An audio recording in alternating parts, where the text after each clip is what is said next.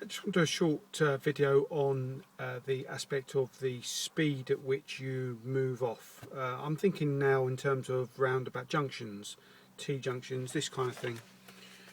When you're in that kind of position as the red car is there, and you're sort of wanting to move off away from T-junction, and the rate at which you move off. It was brought up in one of my intensive courses last week with a lass.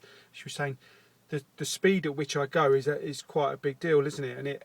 And it really is, yeah, because if you tend to move off, and this is as much, remember, this is as much to do with roundabouts as it is to do with the T-junctions when you're emerging.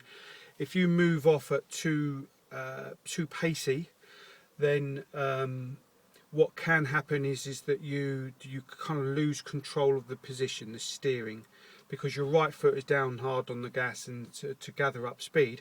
Maybe for very good reasons. It may be because you don't want to make anybody stop, swerve or slow that's around you as you're emerging, and so you think you're doing the right thing. You want to crack on, and so that you are sort of matching the speed of the traffic around you, which is good in theory, but in the process of doing it you lose position.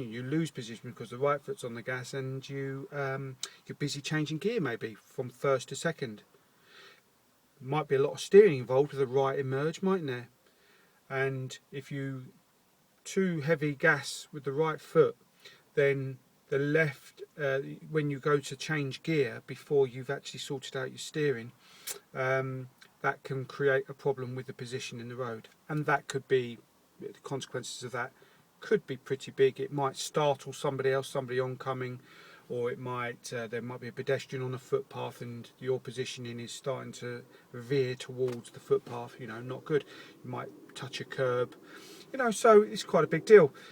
But a bit of a balancing act, and I've just bunged up a blog on this very subject of, on the one hand we want to keep up with the traffic, but on the other hand we've got to drive to the conditions, and this is quite a key thing. Anyway, to keep this short, my advice is to do it well and at a pace which you can control. Sort out the key positioning. Steering is always going to trump pace and speed every day of the week. And I'm not just talking about the test there, I'm talking about after you passed your test.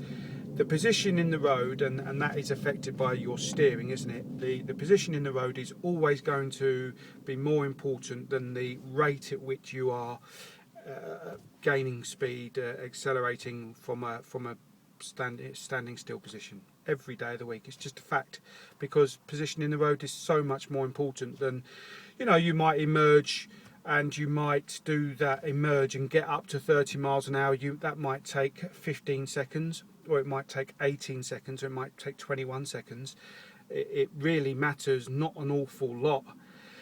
But what does matter is the position in the road when you're in the process of doing that. That does matter, doesn't it? That could be a really big deal. So yes, for sure, there's this rule that we talk about, the walk across, drive across rule, which my people will be familiar with. That's something that we're bearing in mind with regards to other traffic when we're emerging.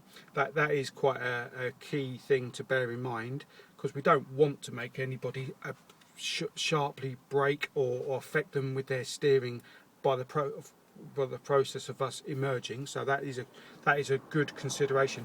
But on the other hand, we've got to be doing things well. And so my advice is, do things well, and if that means slower to begin with because you're concentrating on doing things well, building up good driving habits, then good. That is really good. I'd rather see that quality over speed absolutely every day of the week. Okay, any questions or comments at all, just ping them down below.